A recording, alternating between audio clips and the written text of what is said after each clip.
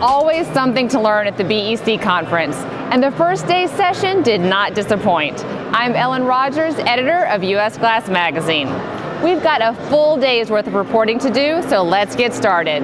Serge Martin of AGC opened the program Monday morning with his look at the state of the glass and glazing industry. Martin discussed a number of points related to glass usage. For example, clear glass, he said, makes up about 55% of all glass manufactured. That's down significantly from more than 77% just a few years ago. And the question of whether we can expect a glass shortage, that could come in the next couple of years. Two panel sessions also gave attendees a lot of interesting information. The first focused on the increasing interest in large-sized glass panels. Now, to be clear, when we say large panels, we're talking about those that could be up to 130 by 300 inches. James Cole with Agnora, Jeff Haber from W&W Glass, and Kelly Schuler from Viracon discussed design and fabrication related to these supersized products. Some of the things we're going to look at is the ordering of the glass, working with the customer service.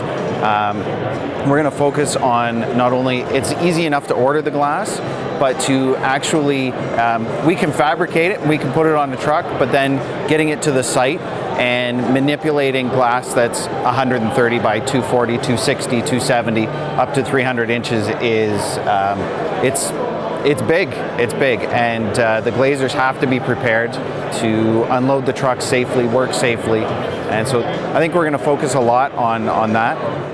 A second panel provided a close look at the North American Contractor Certification.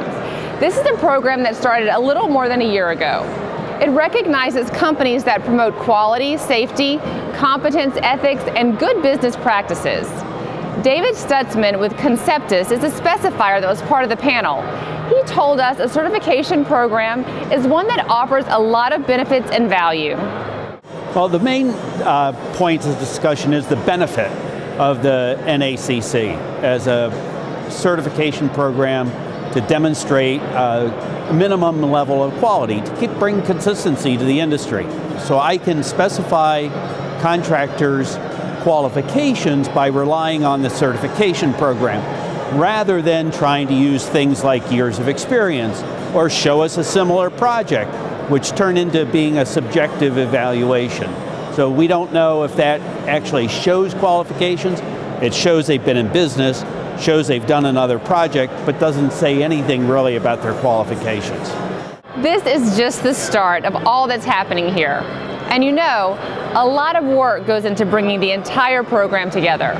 We caught up with John Kimberlane, BEC Division Chair, and asked him for a behind-the-scenes perspective on putting an event like this together. He also gave us the scoop on what he thinks is going well and what he'd like to do differently. One of the big parts of it is working with staff at GANA. We have to figure out where we're going to hold this and project out several years. So to figure out how many people are going to be here and get the appropriate space is sometimes challenging. From a planning perspective, we start meeting pretty much 2 months after the last BEC, and we start talking about trends in the industry that we want to talk about. We start talking about, start looking at keynote speakers to see who, from the sports life, comedians, who may be interesting and bring a positive message, but also entertain at the end of that. And then we always like to try to think about things that we can do interactive panels to kind of have an open discussion.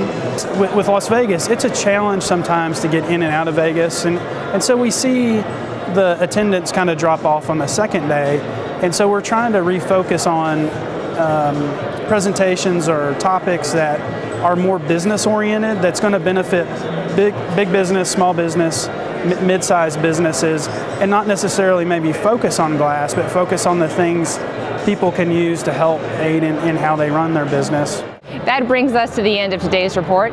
Don't forget to look to usgnn.com for more event coverage and follow us on Facebook and Twitter for our ongoing updates. Thanks for watching. I'm Ellen Rogers.